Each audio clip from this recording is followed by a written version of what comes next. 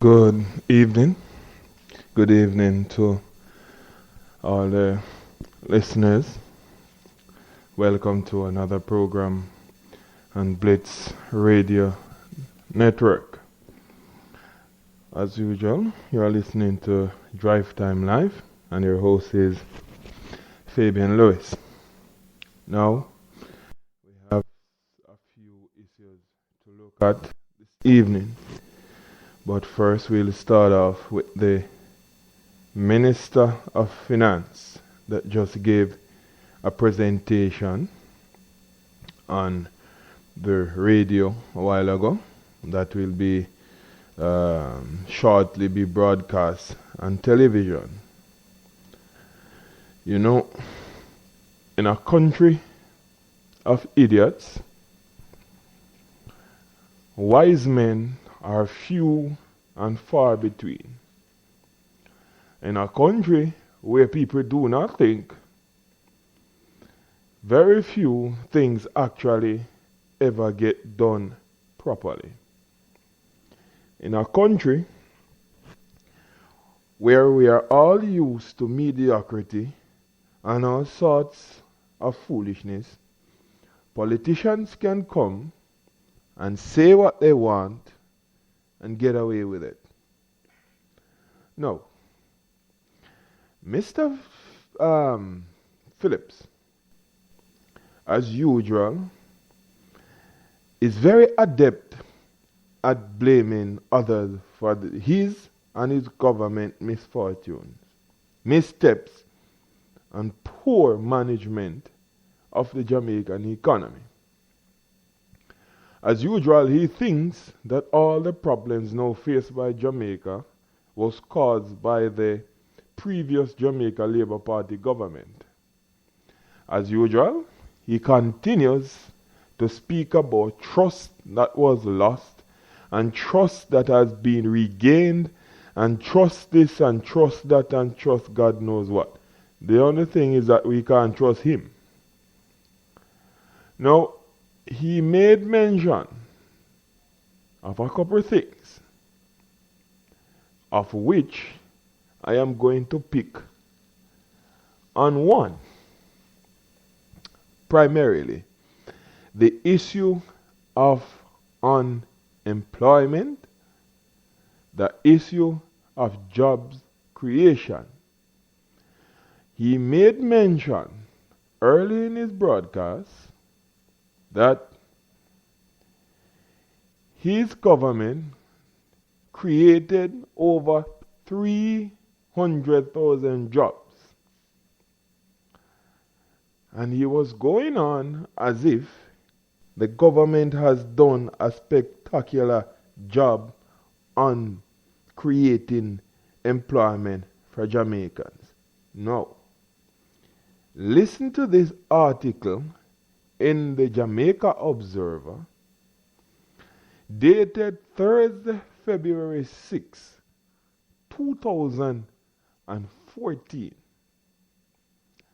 entitled Unemployment Up, says Statin. And I'll read. It said the number of unemployed persons in the Jamaican workforce appears to be climbing in spite of intervention from the government, the Statistical Institute of Jamaica, Statin, has reported. The latest labor force survey for October 2013 shows that the number increased by 14,100 or 7.8% when compared to the corresponding period in 2012 when it stood at 179,900. Of the 14,100, females accounted for 12,700 or 12% more than October 2012, while 1,400 were males, an increase of 1.9% over the previous period. Similarly, the unemployment rate for the period was 14.9% compared to 14% in October 2012. It was 10.6% among males and 20% among females. Among youths, this is critical, aged 14 to 24 years, the rate stood at 37.7% and an increase of 3 percentage points when compared with 34.7% in October 2012. We must remember now, that the PNP administration took over in 2011. Conversely, the unemployment rate for October 2013 was 85.1%.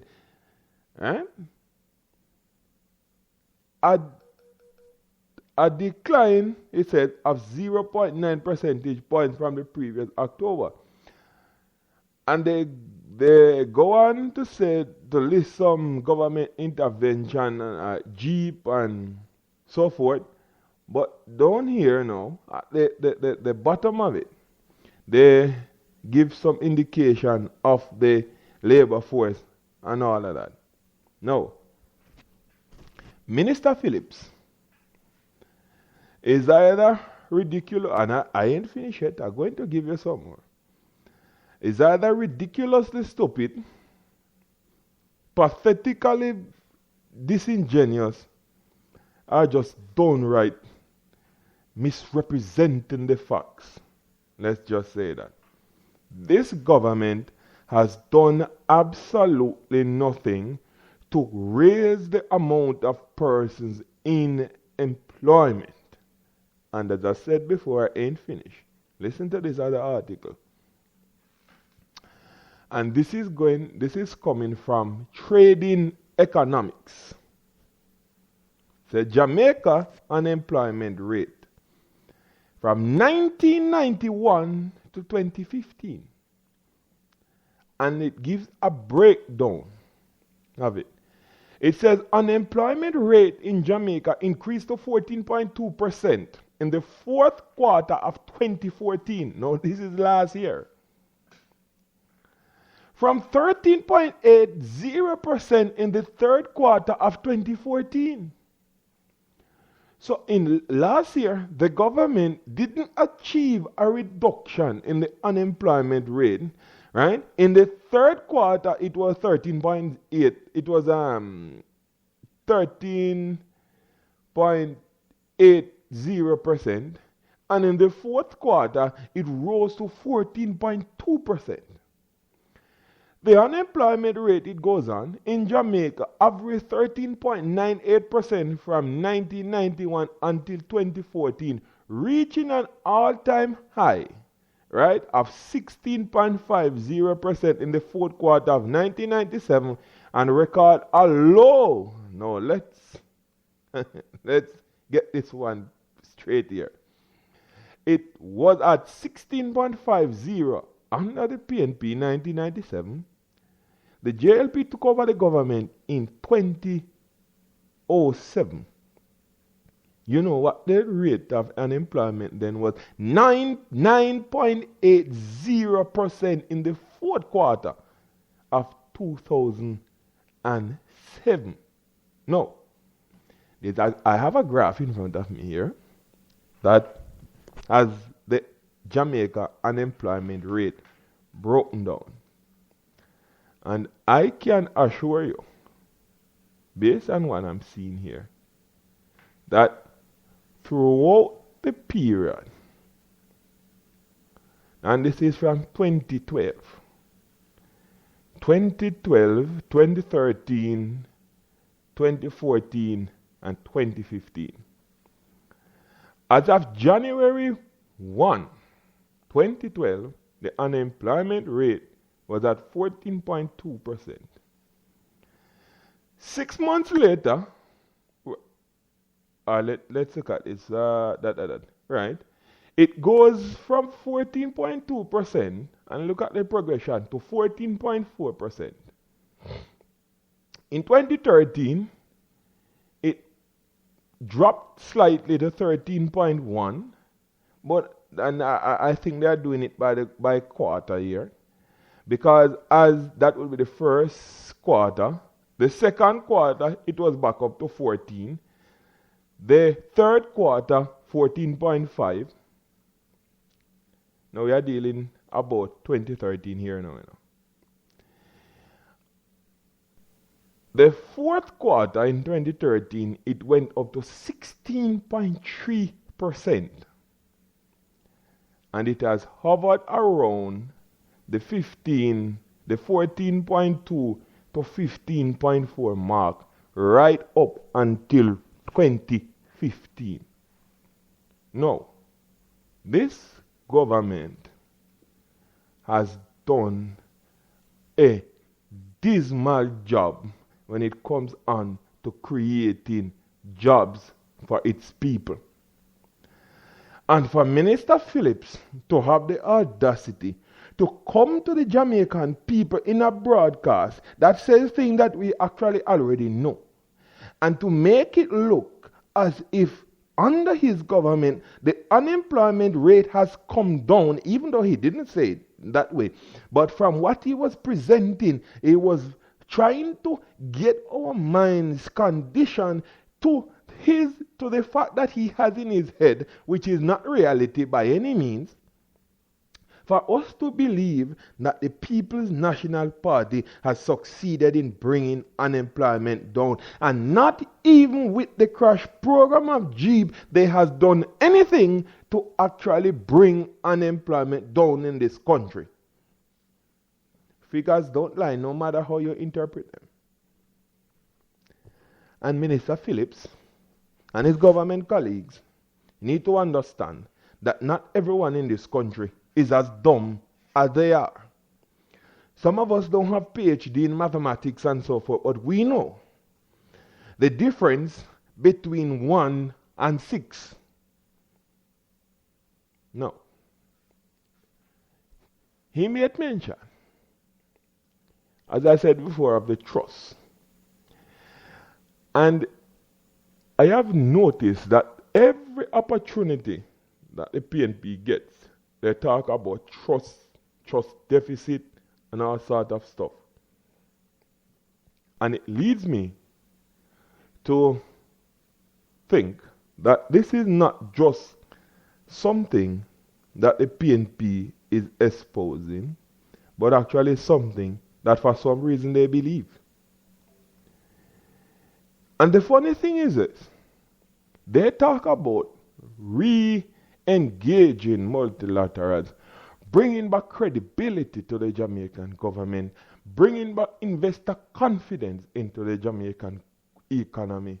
But yet still, with all of these wonderful things that they are saying that they have done, they have not succeeded in bringing in any investment of note to bring economic growth back into an economy that actually was growing when they took over. Right? They have not succeeded. All of these trusts and things, they have not been able to translate this into any form of economic development. The reason why Jamaica was suffering as they have it was that nobody trusted the former JLP government. So if that was so, it would logically follow that if everyone now trusts the PNP government, things should be much better than they really are now. I would like Mr. Phillips to answer this question. Why is it that since they have bring back the trust into the Jamaican economy and all of it, why is it that investors are not lining up to come and take advantage of this trust? You want me to answer that? I'll tell you why. Trust, as they have it, is not the only thing that investors go off when they are planning to invest. There are countries in this world that is getting investment in a lot, but yet still their governments are not really trusted. They have all sorts of human rights issues. They have all sorts of problems. But you know what? They have what investors are actually looking for. They are not overtaxed as we are.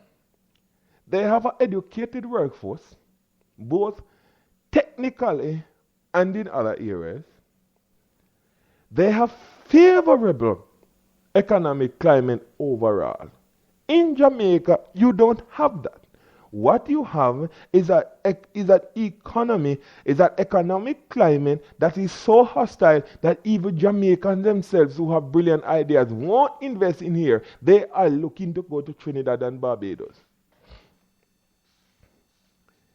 So we need to start asking Minister Phillips, if it is that that investors trust the government so much, why is it that we are not seeing this sort of high level of trust being translated into economic growth? We need to see that. Because I can assure you, if I'm a businessman and my creditors trust me, they will give me any goods that I want at any time that I want it. Because they know that when times comes around for the goods to be, the cost of the goods to be paid to them, they'll get their money on time. So, if it is that they trust Jamaica so much, why is it that we are not seeing any investment coming into this place? No. He made mention of the gains that have been made so far under the IMF deal. His argument is that we must stay the course. We must stay the course. Stay what course, Minister? Which course? The course of sufferation? The course of having an appalling health service? The course of having no fire engine working in Black River? The course of having a stinking town in Black River?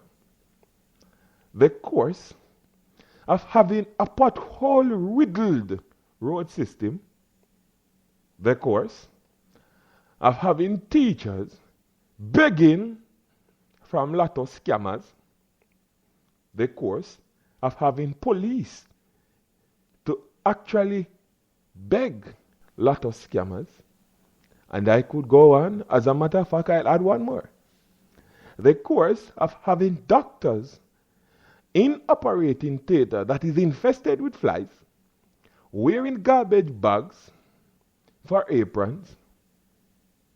That is a course that Minister Phillips is asking us as a country to continue with. I thought that, or let me put it this way, when the IMF deal was inked by this government,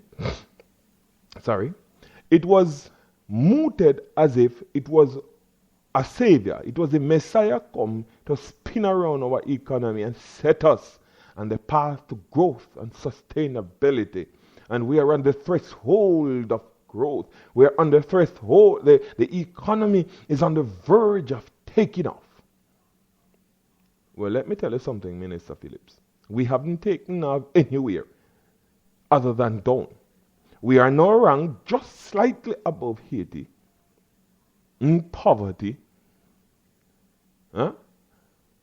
We are one of the worst nations in our human development in whatever way you can think of. We have had a situation where over 500 persons have already been shot dead or killed in some other form, and the year hasn't even gone anywhere yet. We are on course for another record-setting year in crime. The business persons are balling left, right, and center. Normal Jamaicans are hurting like never before. Poverty is up. Unemployment is up. Everything that is bad is up. The only thing that is not going up right now, and I am pretty certain that it might just start go up, is that we might soon be charged for walking on the ground. We might soon find ourselves paying tax for walking. That's the only thing left in this country for the government to tax. Now, what I did not hear from Minister Phillips is the way forward. I did not hear anything about generating growth. All I heard from the man was a laundry list of so-called accomplishment and criticism that we have heard over and over until it is so tiring to hear I want to fall asleep.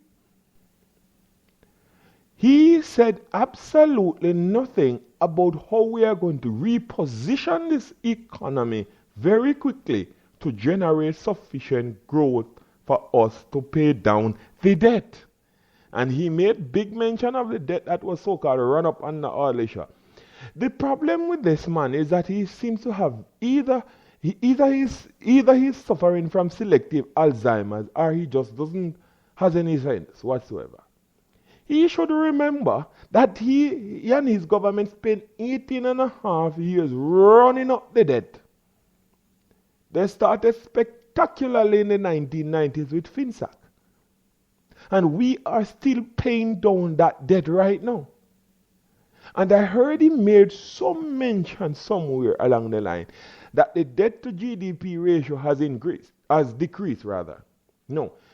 If it is that the debt to GDP ratio has decreased, where is that money going? Because we're supposed to have some savings there. Where is that money? What has that money gone to? I heard he made mention also that debt interest charges has dropped.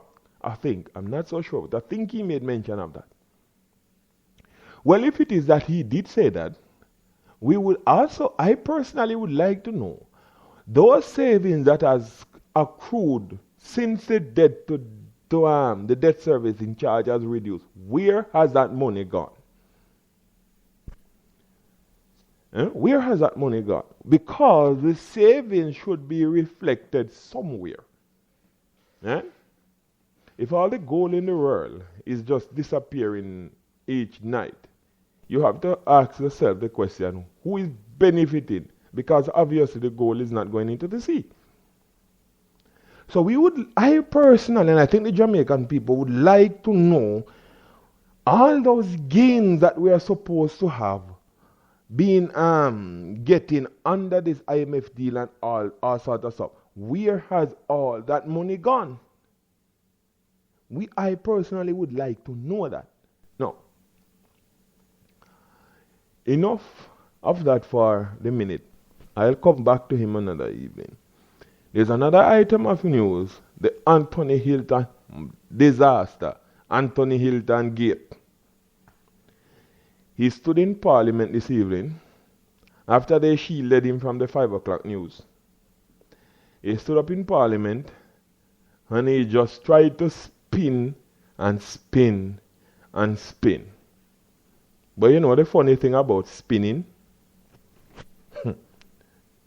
You have to control the ball.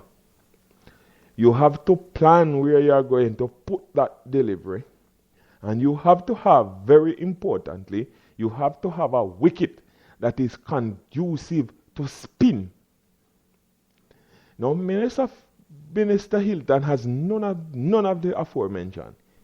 He doesn't have the ball in his hand because he has lost control of this logistic hub issue for quite some week now.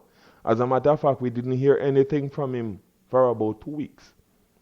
And then his obfuscation was, according to the opposition shadow minister, Carl Samuda, was so intense that at first it began as an amusement, then it turned out to be in total disrespect for the Jamaican people. The minister stood in Parliament and tried to distance himself from something that he has been touting so much. And the sad thing about it is that instead of scrapping this deal or agreement dead now, they have gone to the extent of getting people from overseas to look at the information that was given. Now, this is after 2 committees This is after 2 reports from a committee that was put together to examine the very same issues that they are now going to put to overseas persons, right? Came back and said, look here, this is absolute foolishness. We cannot trust these people to do what they say. Why is it that the government is continuing with a deal that every person that has a brain knows that there is something very, very wrong with it? Why is it? And then the thing about it, who is going to pay for that? For those overseas consultants to peruse the information, who is going to pay? Well, us, of course. And that goes to show you the wrong priorities that this government have. What they need to do is to tell Anchor and Crow to go to hell and start over from scratch, or abandon the project altogether. It is that simple. Next matter before I go on. I was absolutely flabbergasted when I heard the new chairman of NSWMA said that it is not a priority now to find out where a lot of money has gone. He said that they have identified 14 areas where they are going to tackle so the NSWMA can do what it is supposed to do. But the first area that they don't seem to have tackled was common sense. How in God's name can an entity be found to have so much money taken out of his coffers, unaccounted for, and the new chairman is saying that in his estimation it is not important? Hold on. Who the heck is going to pay for all those money that has gone to where nobody knows? We, the already overburdened taxpayers of this country, are going to have to foot that bill. The Jamaican people must demand a proper accounting of all those monies that were gone. That has, let's put it, all those money that has mysteriously tiptoed out of the NSWMA. We need to get back every last red, black, blue, pink, and yellow cent that has disappeared without any accountability. And the person that has allowed this thing need to be hauled before the courts and thrown into jail. We need to start locking up some of these people in this country and lock them up very fast. This shouldn't be a banana republic. You understand? This should be a nation that is run on the basis of competence, on the basis of the rule of adherence to the rule of law and good governance. We need to get back this country right, and get back this country right very, very, very quick. And Minister Phillips can tell the teachers to hold straight as much as he like. But I have something for him, you know. And who's saying that? My grandmother used to tell me. Mama used to say, son, bucket will go a well too often. One day, the bottom I go drop out. And right now, the bucket has been going to this well for far too long, and the bottom has dropped out. Thank you for joining me this evening, and join me again at another time.